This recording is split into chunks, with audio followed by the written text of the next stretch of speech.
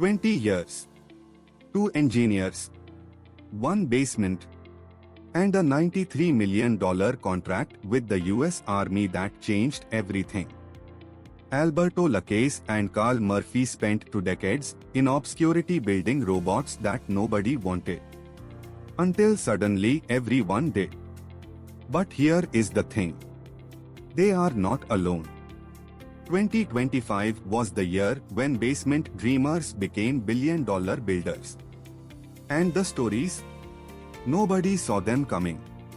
A Harvard grad who cooked on TV is now in every Walmart in America. A company you have never heard of bought AOL and built an $18 billion empire. And engineers who started with mind-clearing robots are now building self-driving missile launchers for the Marines. This is not your typical success story. This is the Forbes 2025 list. And these entrepreneurs did not just follow trends. They became them. So how did a food creator with zero business experience build a national brand? How did 2 engineers convince the military to bet $93 million on their technology? And what does it take to turn 20 years of failure into overnight success? Let me show you. Because what happened in 2025 is rewriting every rule you thought you knew about building a business. Alberto Lacaze is 55 years old.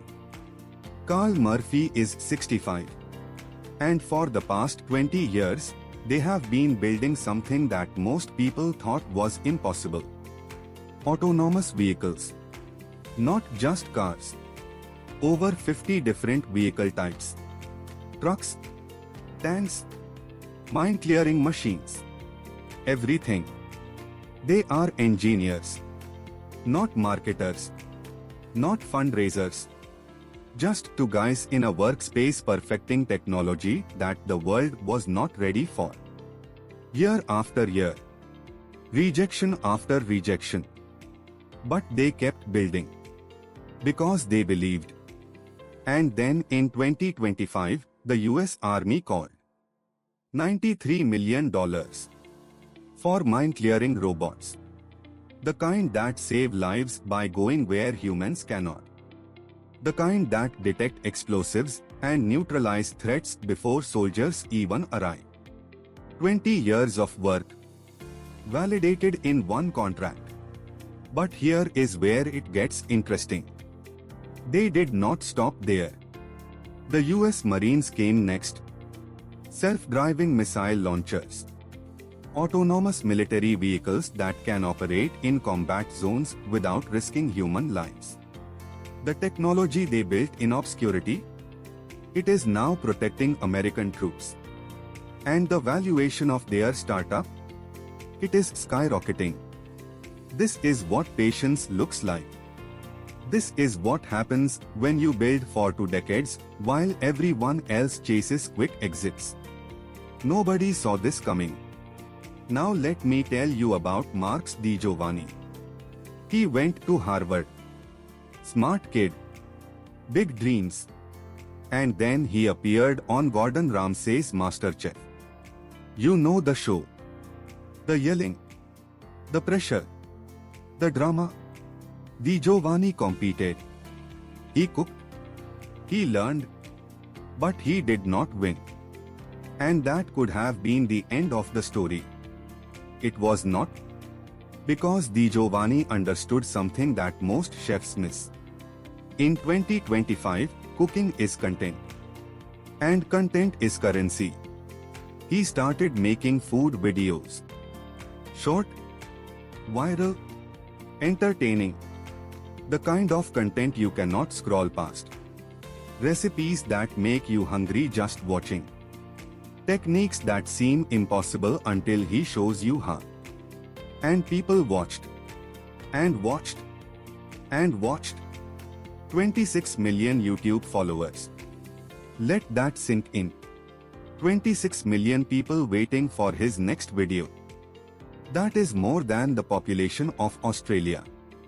That is a bigger audience than most TV networks. But Di Giovanni did not just collect followers. He converted them. This is the part that changes everything. He launched Osmo, an ingredient brand. Spices, seasonings, cooking essentials. The products his followers saw him use in every video. And then he did something brilliant. He got into Walmart. Not some boutique stores. Not just online. Walmart, nationwide, every suburban family in America can now buy his products. From content creator to consumer brand in record time. And he published a cookbook. Knife drop. Physical, tangible, the kind of thing his digital audience could hold in their hands.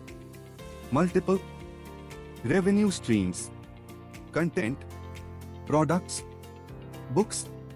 This is the new blueprint. Build an audience, then build everything else. Can you believe that a guy who lost on a cooking show now has a national brand in Walmart? But wait, there is another story that will blow your mind. Bending spoons. You have probably never heard of them. And that is exactly how they wanted it. While everyone else was trying to build the next unicorn from scratch, Bending Spoons was doing something different. They were buying. Not startups. Not small companies. Internet giants. They acquired AOL. Yes, that AOL. The company that once defined the internet. The America Online that sent CDs to every home in the 90s. The brand that everyone thought was dead. Bending Spoons bought it. And they did not stop there. They went on an acquisition spree. Internet companies. Software platforms. Established brands. They bought them, consolidated them, optimized them, and built an empire worth $18.4 billion. Nobody saw what happened next.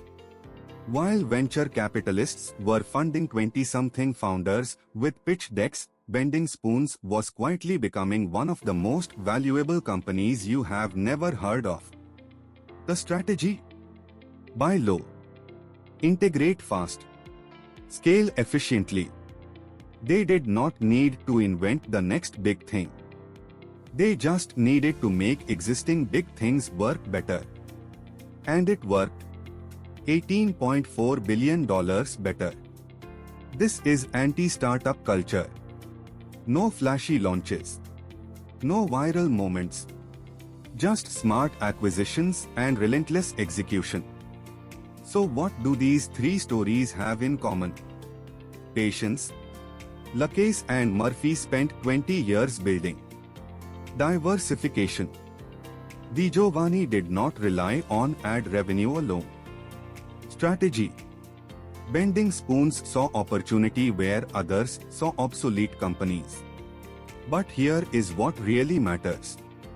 They all zigged when everyone else zagged. The autonomous vehicle guys built for the military while everyone else chased consumer cars. The content creator built physical products while everyone else chased sponsorships. The acquisition company bought old brands while everyone else funded new ones. 2025 taught us something crucial. There is no single path to $1 billion. You can spend 20 years perfecting technology. You can build an audience and convert it to customers. You can acquire and consolidate instead of building from scratch. What they discovered next shocked the entire industry. The Forbes 2025 list is not about young founders in hoodies anymore. It is about strategic thinkers, long-term builders, people who understand that viral moments fade but solid businesses compound. Lacaze and Murphy are in their 50s and 60s. Di Giovanni leveraged a TV loss into a business win. Bending spoons became a giant by making other giants efficient. This is the new entrepreneurship. And if you think you are too old, too late, or too far behind, these stories prove you wrong.